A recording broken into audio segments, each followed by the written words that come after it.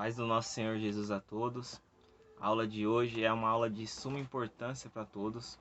Uma aula que eu creio que todos devem aprender, todos os cristãos devem saber pelo menos um pouco a respeito do tema.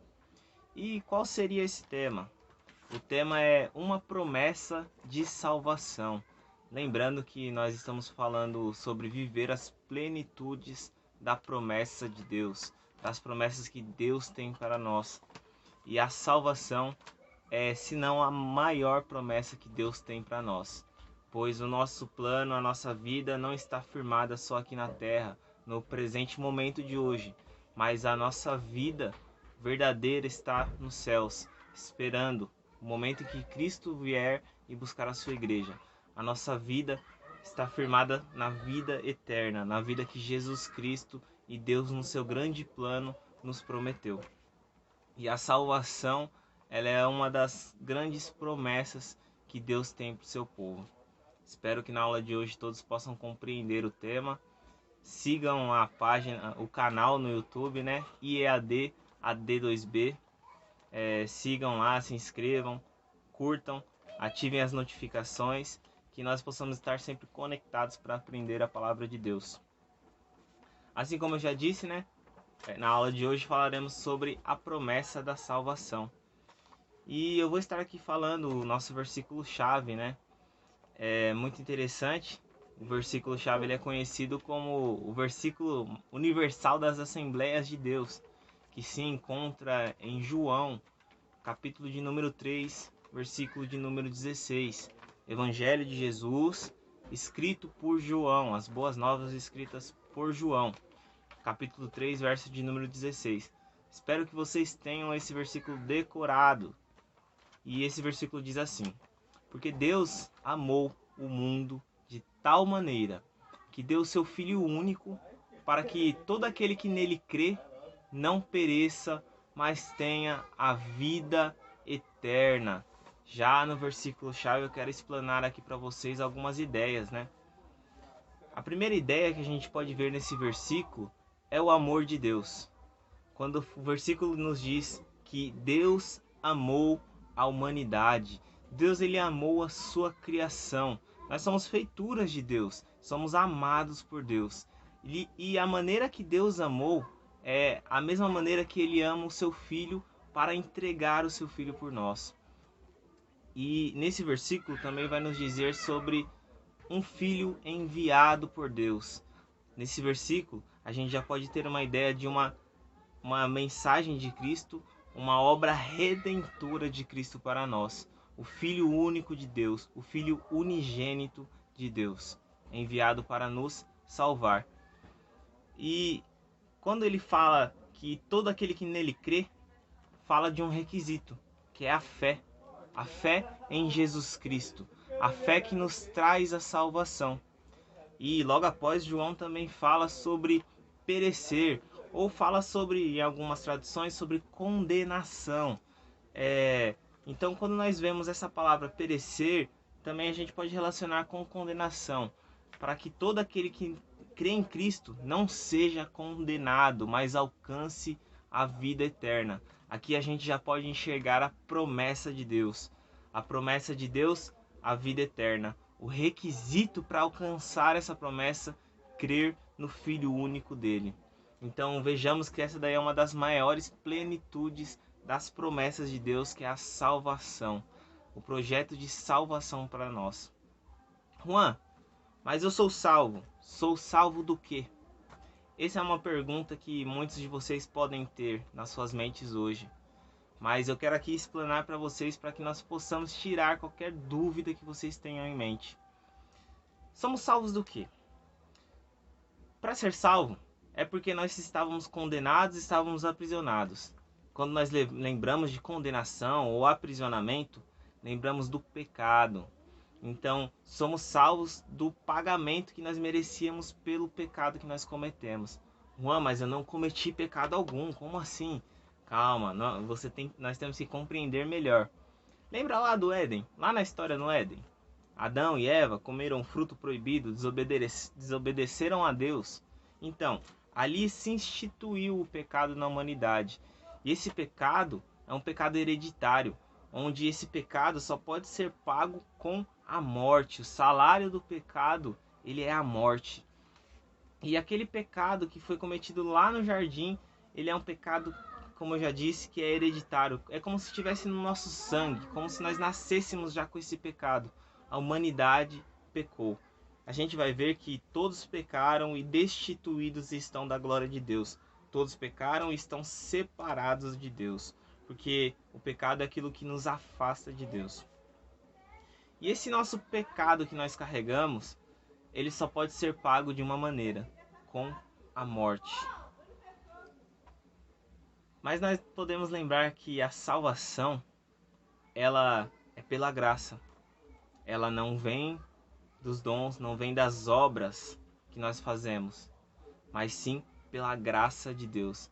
Pois somos salvos pela graça, mediante a fé. E isso não vem de nós, é dom de Deus. E também não vem da obra que nós fazemos. Porque as pessoas podem querer se dizer melhor, querer se aproveitar falando que fazem boas obras. Não vem das obras da salvação, mas sim é um dom de Deus.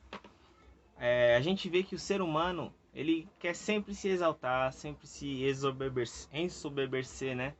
Aquela soberba sempre quer tomar o ser humano. E é interessante que a obra salvífica de Cristo, ela não está relacionada com o que nós fazemos. Então não adianta falar, eu sou bonzinho, eu faço boas obras, eu faço o bem a todos, eu sempre estou tentando fazer o certo. Não é por isso que você é salvo. Você faz as boas obras porque isso daí é um fruto da salvação. Se você pratica boas obras, é porque você já é salvo. Você não faz boas obras para alcançar a salvação. As obras não são o caminho da salvação, mas a salvação, ela abre o caminho para boas obras. Então nós fazemos boas obras porque nós já somos salvos. As boas obras são o fruto da salvação. Então nessa primeira parte da aula, a gente pode entender já que o ser humano pecou, todos nós estamos separados da glória de Deus e as nossas obras não podem nos salvar. Mas existe uma pessoa que pôde nos salvar, que foi Jesus Cristo. Aqui a gente vai entender um pouco mais sobre a obra salvífica de Cristo, o que Cristo fez para nos salvar. Assim como todos nós pecamos, é necessário que alguém que não cometeu nenhum pecado morra para nos salvar. E este que não cometeu nenhum pecado foi Jesus Cristo. Ele veio para o mundo, ele mesmo em forma de Deus, ele se humilhou, se fez forma de servo, forma de homem. E veio, se humilhou, se entregou e morreu por nós. Sabe aquele pecado que nós carregamos desde a nossa criação, desde nosso nascimento? Esse pecado ele foi pago pela morte de Cristo.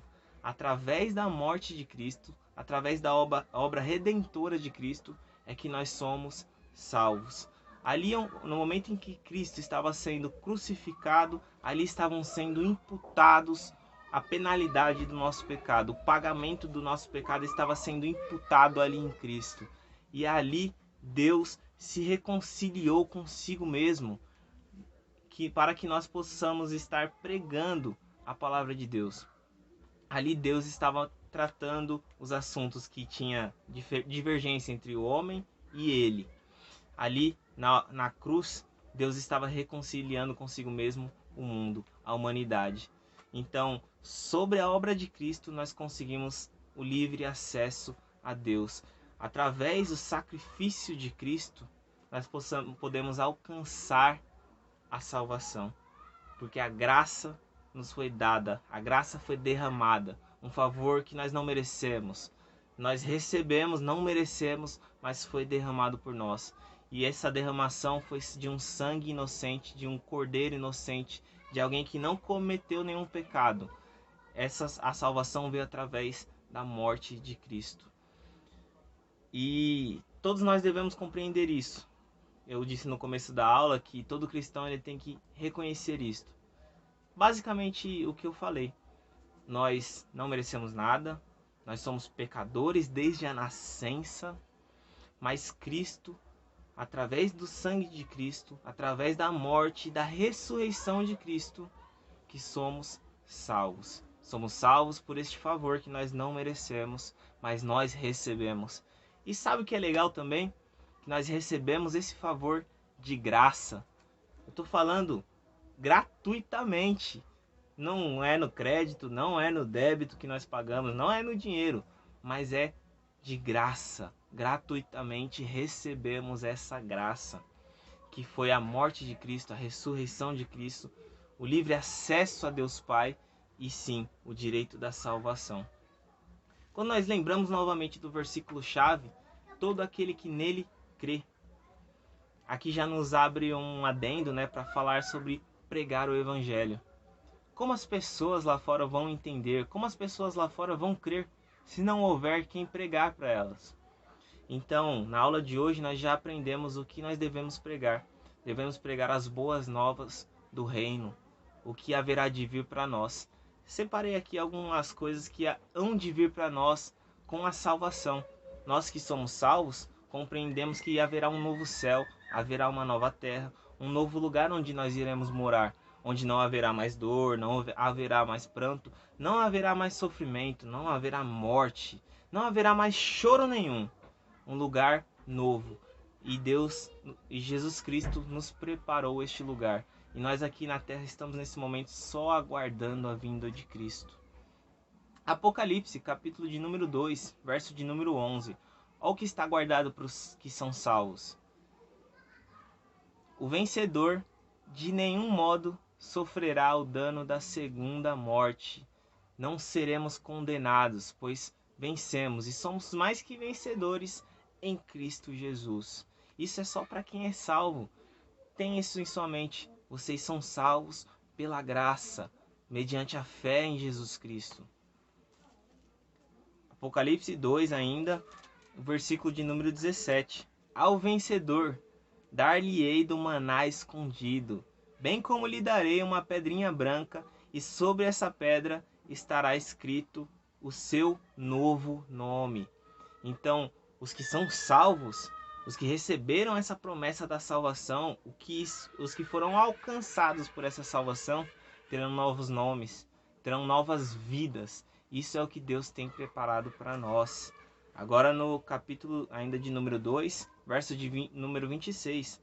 Ao vencedor, que guardar até o fim as minhas obras, eu lhes darei autoridade sobre as nações.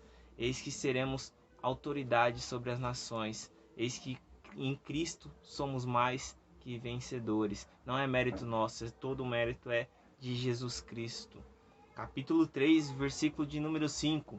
O vencedor será assim vestido de vestiduras brancas, e de modo nenhum apagarei o seu nome do livro da vida. Existe um livro no céu que é o livro da vida, onde a morte não existe neste livro. E creiam que o nome de vocês estão escrito neste livro da vida. E de modo algum, o vencedor, aquele que permanecer até o fim, fiel até o fim, nas tribulações, nas dificuldades, de modo algum o nome de um vencedor será apagado. O nosso nome estará sempre escrito no livro da vida. Mais uma questão daqueles que são salvos, fala no capítulo 3, versículo de número 12 de Apocalipse. Ao vencedor faloei uma coluna no santuário de Deus, e daí jamais sairá. Gravarei também seu nome, também sobre ele o nome do meu Deus, o nome da cidade do meu Deus, a nova Jerusalém. Estará gravado sobre nós o nome dessa cidade, a nova Jerusalém, a Jerusalém celestial que está nos aguardando. A gente vai ver em Hebreus vai falar sobre a promessa de um reino inabalável. Hoje, nessa pandemia em que vivemos, os poderes desse mundo eles foram abalados. Os que se achavam autoritários, se achavam grandiosos, estão escondidos. Mas para nós que somos salvos, existe uma promessa de um reino que é inabalável, um reino que não pode ser acabado. Sabe por quê? Nessa terra em que nós vivemos, um dia ela vai acabar. Um dia as árvores não haverão. Um dia tudo que tem nessa terra acaba, são perecíveis. Não haverão mais construções, não haverá mais nada do que nós vemos aqui em volta. Mas nessa nova Jerusalém, nessa Jerusalém celestial, nada pode abalar, porque é um reino espiritual, não é um reino material onde tudo passa. Lá, na nossa nova Jerusalém, no céu onde nós iremos morar, nada passará. E tenham certeza que a mensagem de hoje é para vocês que são salvos pela graça através do sacrifício de Cristo. Muito obrigado, que nós possamos aprender um pouco sobre a salvação, sobre o sacrifício de Cristo e que nós venhamos estar cada vez mais em comunhão com Deus, aprendendo mais da palavra dele. Até a próxima semana.